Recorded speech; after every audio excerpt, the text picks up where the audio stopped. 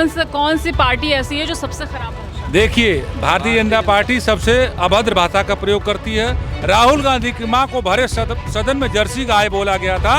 उस दिन मोदी जी को पता नहीं था कि हम किसका अपमान कर रहे हैं। नारी का सम्मान बचाते हैं, बेटी पढ़ाओ बेटी बचाओ, बेटियों का बलात्कार हो रहा है। भारतीय जनता पार्टी का एक केंद्रीय मंत्री बिहार में क्या बोला है कि मुसलमान निमक हरामी हैं, उनका वोट मुझे नहीं चाहिए। सबसे बदतमीज पार्टी तो भारतीय जनता पार्टी है।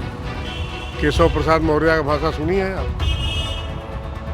कितनी बदतमीजी से बात करते हैं। विपक्ष हमको जो है टारगेट करता है। ओम प्रकाश राजभर की भाषा आप सुनी है? कितनी बदतमीजी से वो बात करते हैं। रोने से काम नहीं चलता है, देश का काम जब चलता है देश में आप विकास करिए।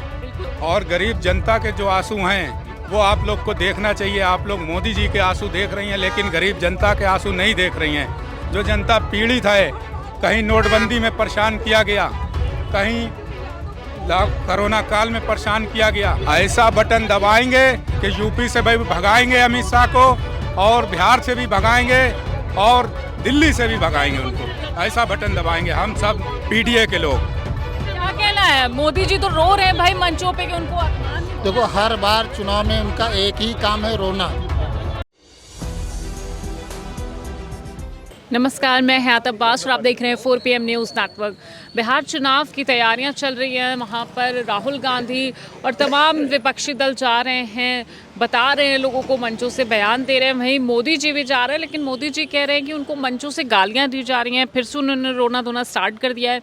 अब बात ये है कि क्या वाकई में राहुल गांधी ने उनका अपमान किया है, या फिर जिस तरह से अमित शाह उनकी पार्टी में बयान देते हैं कि करंट लगेगा, इटली पहुँचेगा करंट, तो इस तरह के बयानों को, और सबसे ज़्यादा गलत तरीके के गलत बयान कौन किस पार्टी का नेता देता है, ये हम लोगों से जानेंगे।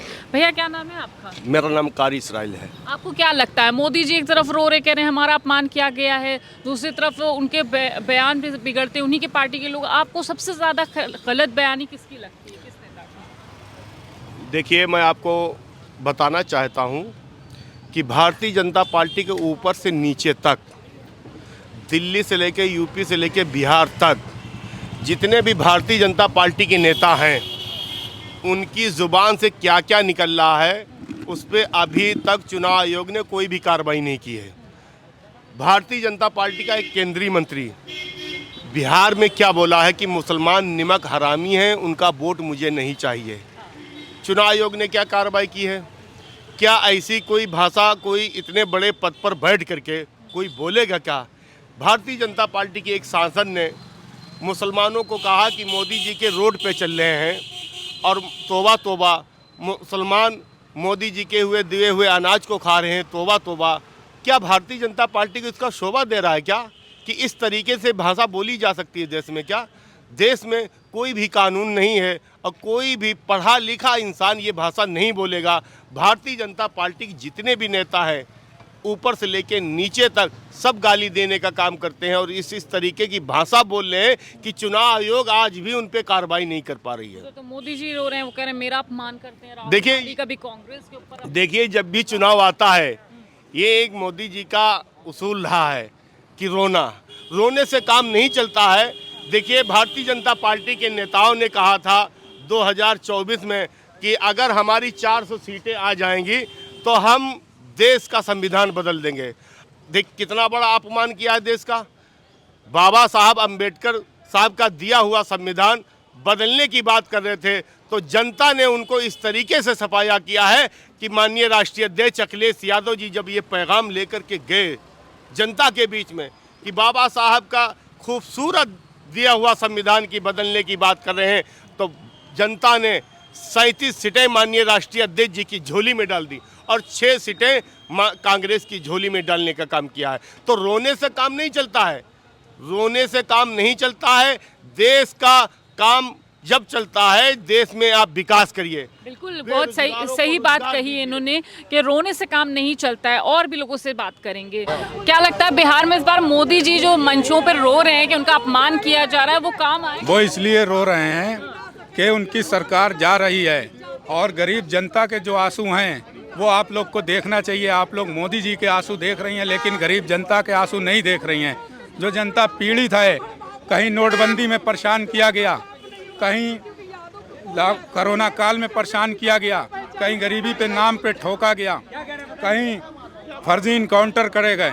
अब ऐसा कुछ नहीं चलेगा, इसलिए मोदी जी रो करके दिखा रहे हैं। मैं उनसे कहना चाहूँगा आपके चैनल के माध्यम से कि गरीब जनता के भी आंसू देखिए, आप अपने फर्जी आंसू मत निकालिए। जिस तरीके से उनका जुमला था 15 लाख का, उसी तरीके से उनके फर्जी आंसू हैं ये। बिहार में क्या लगा है? बिहार में तेजस्वी भैया मुख्यमंत्री बनेंगे इस बार, और 3 तारीख से जन सैलाब आप देख लीजिएगा। तेजस्वी जी का नारा और उनका शोर और उनकी सरकार बनने जा रही है। अमित शाह तो कह रहे हैं ऐसा बटन दबाना कि इटली तक करंट। ऐसा बटन दबाएंगे कि यूपी से भी भगाएंगे अमित शाह को, और बिहार से भी भगाएंगे, और दिल्ली से भी भगाएंगे उनको। ऐसा बटन दबाएंगे हम सब पीडीए के लोग। क्या कहना है भैया? अमित शाह कह रहे हैं ऐसा बटन दबाना बिहार में कि इटली तक करंट। अब कहीं नहीं जाएगा, वो जहाँ तक जाना था अब चला गया।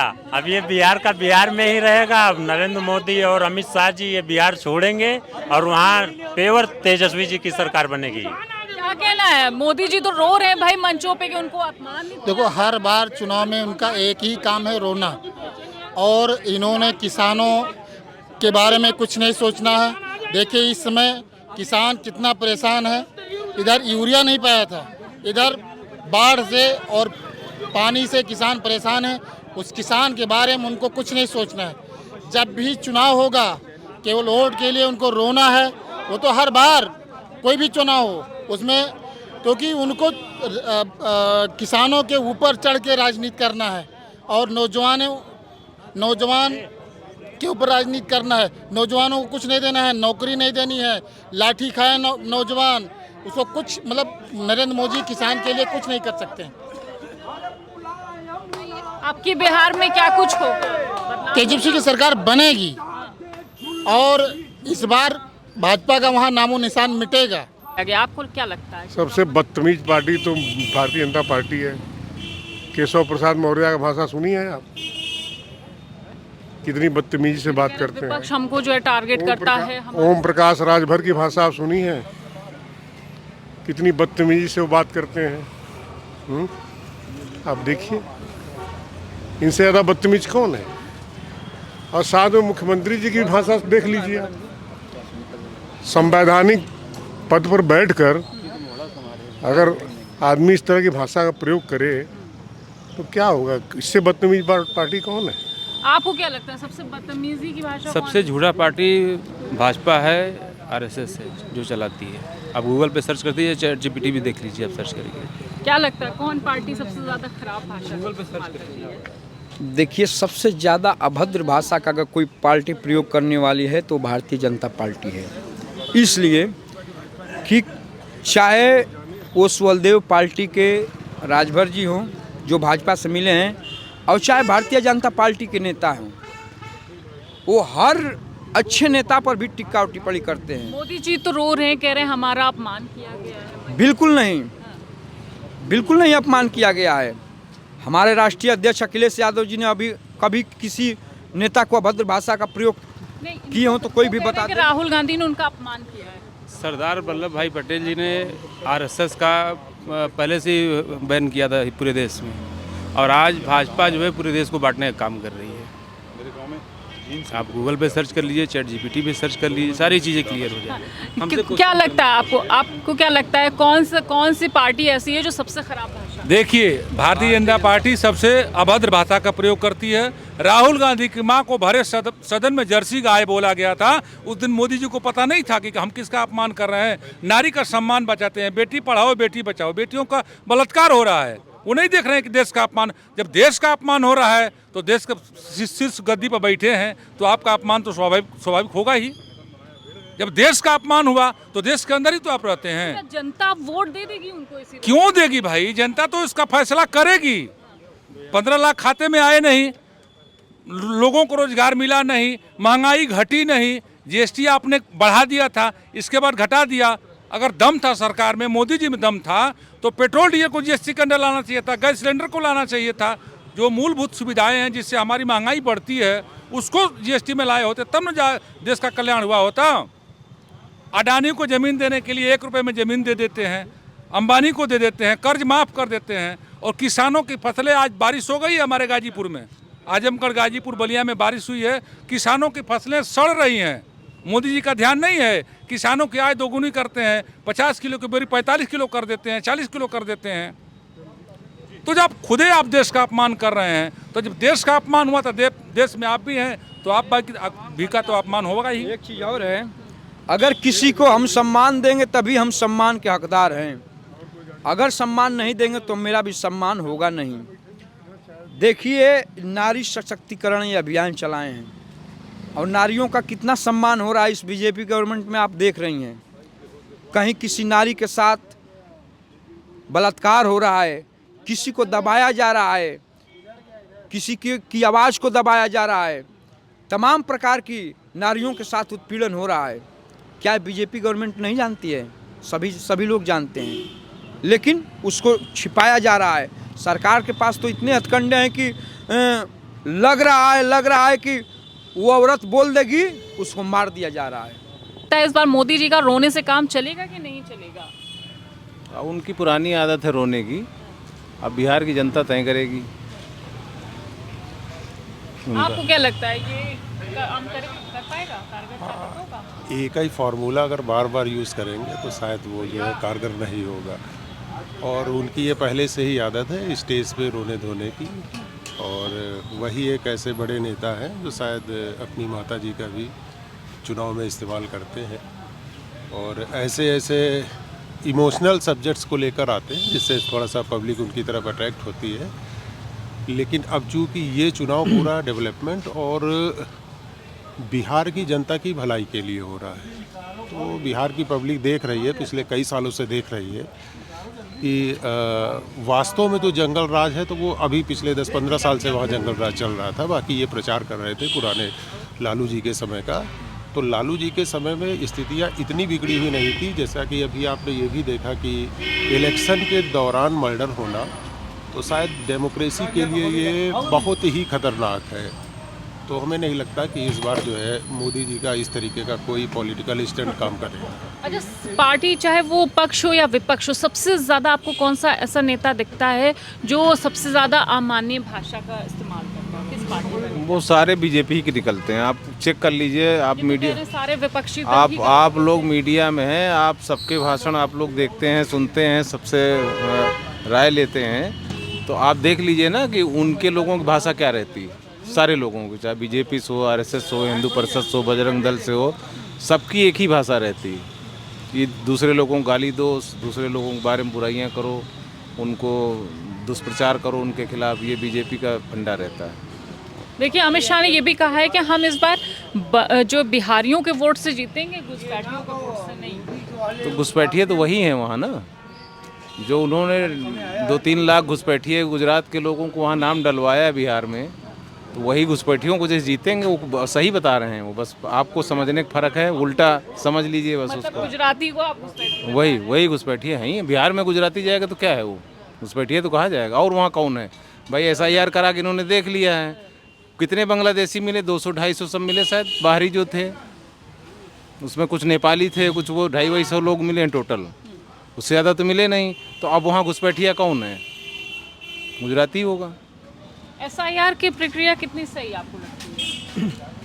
देखिए, SIR की प्रक्रिया अगर ईमानदारी से की जाए तो ठीक है, लेकिन ये गवर्नमेंट का इलेक्शन के जस्ट पहले इस तरीके का कदम उठाना, और चुनाव आयोग को भी पहले आम जनता में अपनी विश्वसनीयता को बढ़ाना चाहिए। और पहली बात तो है, चुनाव आयोग के ऊपर आम जनता अब बहुत ही कम विश्वास करती है। तो पहले आप कुछ ऐसा काम करिए जिससे आप लगे कि आप किसी पॉलिटिकल पार्टी के फेवर में आप काम नहीं कर रहे हैं। आपने कहा चुनाव आयोग पे लोगों का विश्वास उठ गया, क्या वजह है? बिल्कुल, आप चुनाव आयोग, वो तो आप लोग जैसे रिपोर्टर हैं, आप लोग खुद देखते हैं कि जो भी होता है, कि जैसे अभी आपने कहा कि जो है अभद्र भाषा का प्रयोग, तो अभद्र भाषा का प्रयोग सबसे पहले तो भारतीय जनता पार्टी के कैंडिडेट ही करते हैं।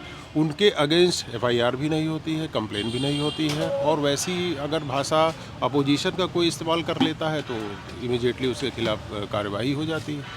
तो ये बीजेपी का इस तरीके का, और ये चुनाव आयोग को चुनाव आयोग जैसे है वो पूरी तरीके से बीजेपी के अंडर में ही कार्य कर रहा है। तो ये सारी चीज़ें हैं जिससे जो है हमें नहीं लगता कि इस बार जो है आम जनता जो है भारतीय जनता पार्टी को बिहार में सपोर्ट करेगी।